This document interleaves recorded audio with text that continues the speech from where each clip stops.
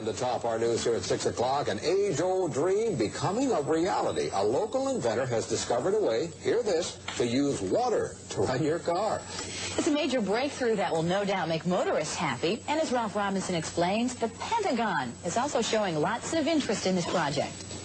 Water has always been considered a precious commodity, but Stan Meyer's invention may make it even more valuable. He has developed what's called a water fuel cell. It has taken the place of his old gas tank. The water fuel cell breaks down water molecules into oxygen and hydrogen.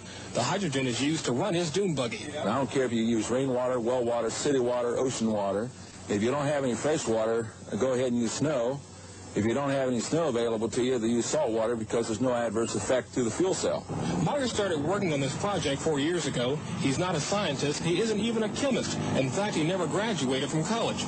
Myers was determined, he says, to design something to protect this country from oil embargoes. And we have calculated that if we take the dune buggy from Los Angeles to New York, we would roughly use 22 gallons of water.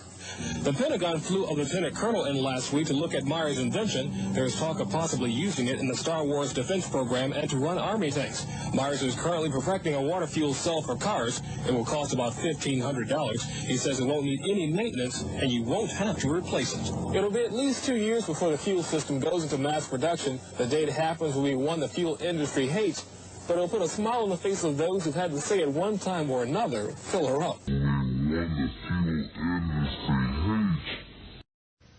In Oklahoma, where oil has been king for over a century, inventor Troy Reed has been busy in his shop constructing rotating magnetic motors that he believes will soon revolutionize how we get around. And it does work. This is a new prototype of the magnetic motor, and if I can explain a little bit about what's called a magnetic field. All magnets, the big old wooden prototype, has a system. As the motor went over, it had a tension to jerk over like that. If you take this motor here and you take your finger and rotate it, it doesn't have that jerking in it. So what I've done, I got rid of the crankshaft.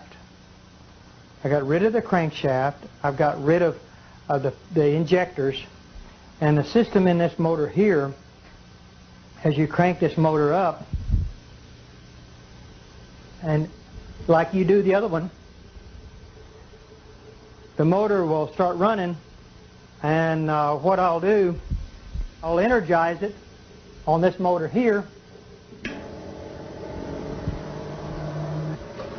If you can see these amp gauges over here, this will come, when we get it up to about 150 volts, we'll unplug it and we'll turn the light on. If you turn this around where you can see this side here, all the working parts is behind this system here, operates from a little computer. Takes this 5 volts, it's 150 volts. What we're going to do, turn off all the switches, make sure there ain't nothing plugged into it. There's the plug. There's your 110 volts. Motor still running. You can operate this table plumb around. Still got energy running. Nothing tied up in the back of it. Nothing on the floor. Rotate around, still running electricity. So we're looking, hoping this time next year that you'll be able to use it in your home. So that's another. And what's good about this, you're talking about electric automobiles. This right here can sit in the back of an electric automobile and generate electricity and charge batteries up in a car.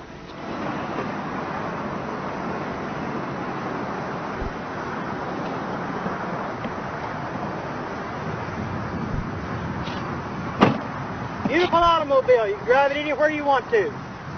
You don't pollute the air.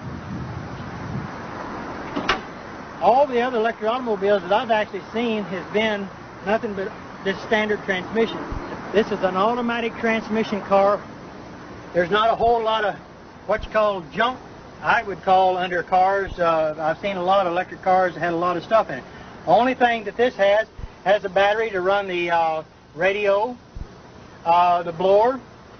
We've got 2 safety switches over here that can be mounted into an enclosed system, but we did this where you could see, where people can see this car with the technology. It's a safety switch system. This is a controller box, a Curtis control box. It cuts the amperage down. So with the amperage, here's what's real good about electric automobiles. All electric automobiles that have surge technology with this in it, they create heat. They've got to have a fan to blow this Curtis controller off because it gets hot. We don't want that to get hot. We want to stay that cold, because once it stays cold, you save on all the computer chips that's in this controller. So that means you can go farther, longer, and you'll have no problems.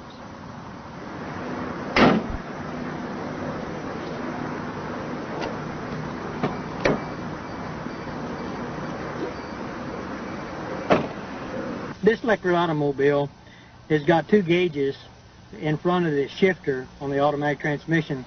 It's called the voltage and the amperage. That's what I was talking about earlier about amperage on automobiles. Let's see if we can't get the amperage to go down instead of going up. The voltage on this here should say somewhere around 120 volts. When we start out, there's no amperage at all. So the gauges is down below here, and we're getting ready to take and go drive the car, and you can see for yourself what it does. All you do is to take and put it in gear, and the motor sounds like a little sports car. Shifts, runs good, fantastic automobile, drives. If you'll see the amperage on the gauge, see it going down? Amperage goes way down. That's what I like about electric cars. If you floorboard the car, the most it will do would just be about maybe 100 amps. And that's what we want to do, is to keep the amperage down on an electric car. So it'll go anywhere really anybody wants to go. If you want to take a trip, you don't have to worry about it going to go plug it in the house, because it's called the surge technology.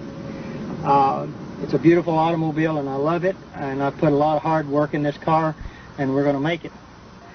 No oil, no gas to fool with. And the technology is here. It's going to be here. It's going to go.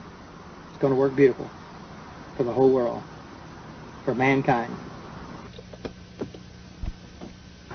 See you around. This is your future, people.